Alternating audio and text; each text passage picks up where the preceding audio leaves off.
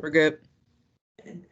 Hi, everyone. This is Danya and B with Recovery Uncovered and Rise Recovery. Our mission is to help teens, young adults, and families overcome the effects of drugs and alcohol and partner with the community in education and prevention. B, who do we have today? Oh my God. Just only the best guy ever. Yeah, everybody does. God, the best man ever known to man.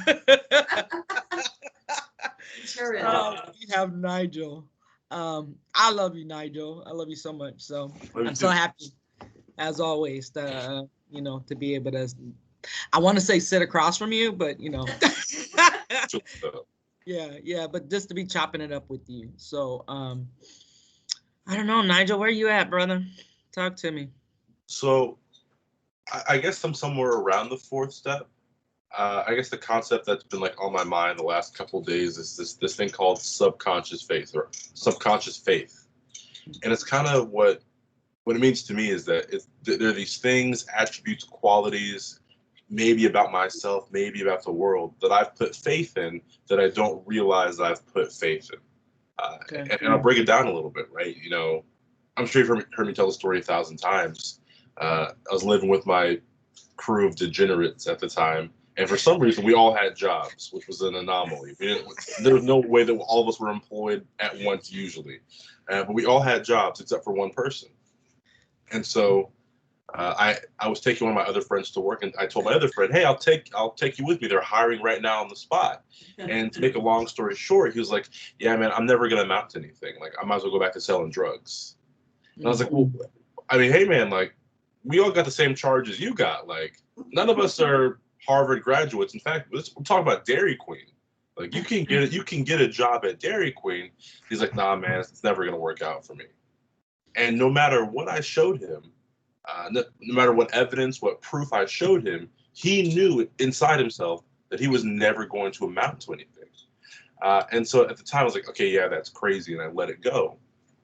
But when I'm doing this fourth step, right, and I'm doing this fact finding, this soul searching, when I look inside myself, I realize that there are attributes about myself that aren't true, that maybe someone told me were true a long time ago, and for some reason I internalized. And so when I break down, who is Nigel, what am I, and I write down this list of things that I am, I realized, wait, why is that true again? And I had to go back to myself and look, and maybe it was someone I counted on or someone I needed or someone I thought highly of told me I was, let's say it was stupid or worthless. And I internalized that. So it's this subconscious faith because I can't find evidence to why that's true, but I just know it in my heart of hearts. And I had to undo that stuff. Same thing on the other side of the spectrum. When it comes to ego, um, it's great to think that you're a good person. Why? Right? Because hold on, man, because you've been living in the trap for a minute now. You steal actively. Um, you're not reliable. You can't be counted on. There's all these things, and so even on the other side of the spectrum, I don't want to make it sound like what have you done for me lately, but do I still get to earn the titles that I claim?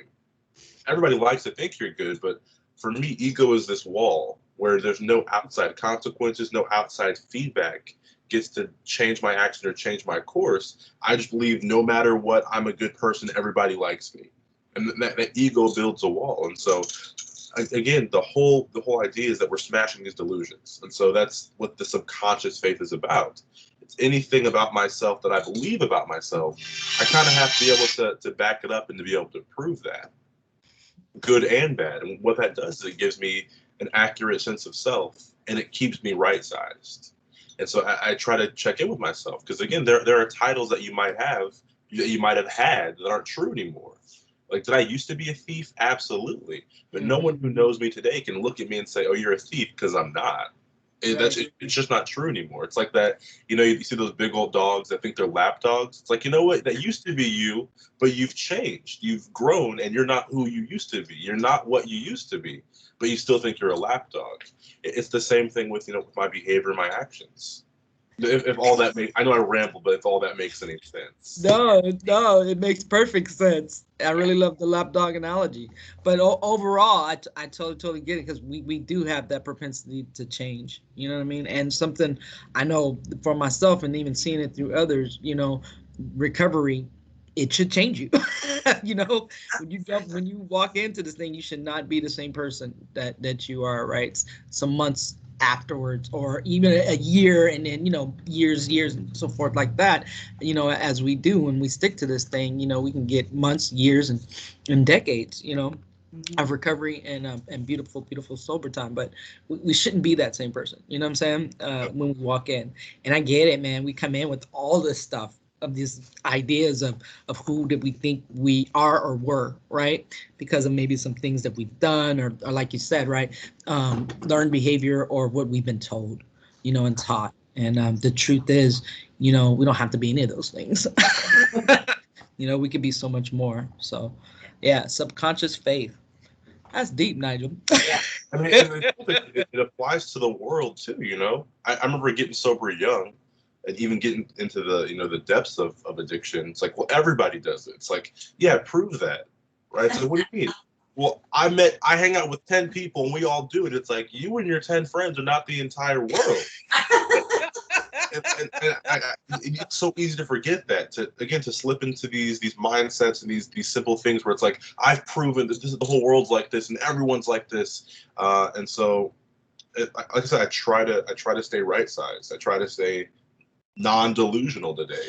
My beliefs about myself, about the world, even about people. I think faith is a good thing to have when it comes to spirituality. For everything else, I kind of need my proof. If I believe someone or something some way, you gotta show me. I want to know why. Show me what's going on here. And so, yeah, subconscious faith. What do I believe in that I can't prove? Right. And I try to keep that list as small as possible, especially when it pertains to me or my worldview. Yeah. It's so crazy, man. I was just having this conversation with the young lady, one of the students, about just that.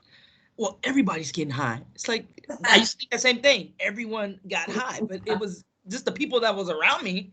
Yeah, I surrounded myself around people who were getting high and using, and then I had no clue that there's a whole nother world of recovery community and people who are not actively using. You know what I'm saying? And so it's just a trip, how we. Yeah, I mean, it's almost like it's ego. It's like you've been alive for that long. You spun in the circle once and said, "I've seen it all. Yeah. I've seen the whole world." I understand. I was looking over there, but then I also looked over there, and over there, and so I've seen everything. And it's like you gotta to get your worldview a little bit bigger than this. You're looking at your whole life with your nose against the canvas. Like, you got to take a step back and recognize that the world is massive. And it still does my head in, like, probably at least once a week, at like how truly massive this whole world is. And so to claim that everyone does anything, it's just, nah, man. I don't even know everybody. I don't even know part of everybody. I used to think that way. I used to think the whole world did what I did, and then I got into recovery. The whole world does what I do, or the whole world will never forgive me, or the whole world thinks this. The whole world ain't even thinking about me. But again, walking around with this notion that I have absolute understanding of almost anything. It's not true. I mean, even like we're talking about, recovery and stuff. What did it tell me? More will be revealed. I've been doing this for 6 years, and it still keeps unfolding itself somehow. So I think the second I believe that I know how a situation is completely, I know we've talked about it before. You are no longer teachable, right? If I walk into a situation with the understanding or expectation that I know everything about it, I'm no longer teachable, because my mind is not open to a new experience. I'm tuned out. But if I wake up and I approach these things with the mentality that, instead of saying I know everything, just say, I've been doing this for a while.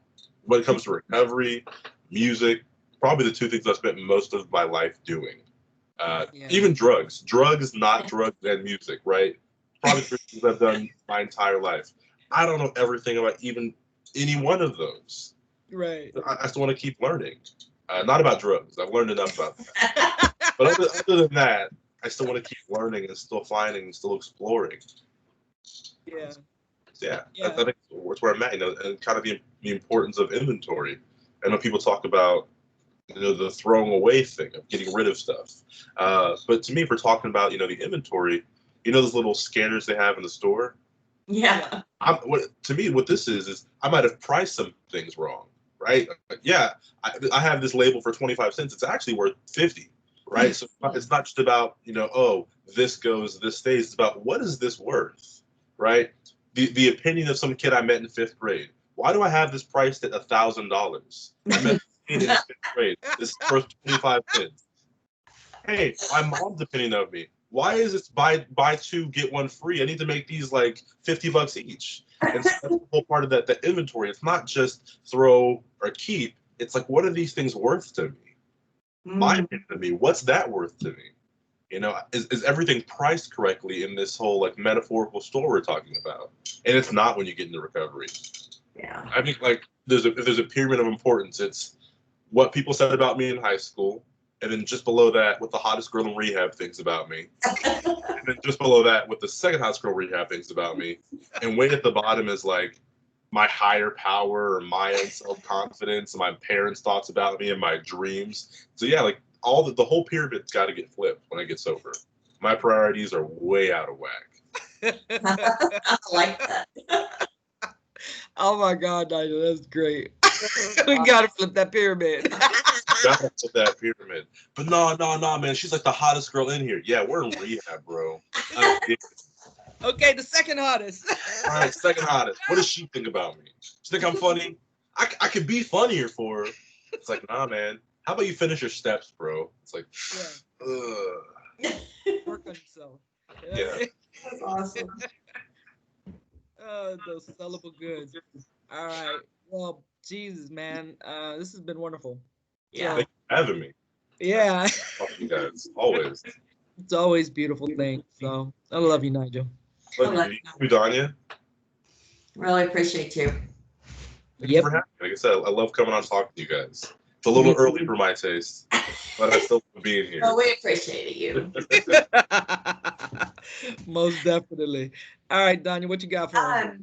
If anybody needs help or knows anybody that needs help, please reach out to Rise Recovery. You can contact us at 210-227-2634. You can email us at info@riserecovery.org. And we also have a 24-hour recovery hotline, and that is 210-SAY-CARE. Please reach out. We're here for you. Love you guys. Love you. Bye. Bye. Yes.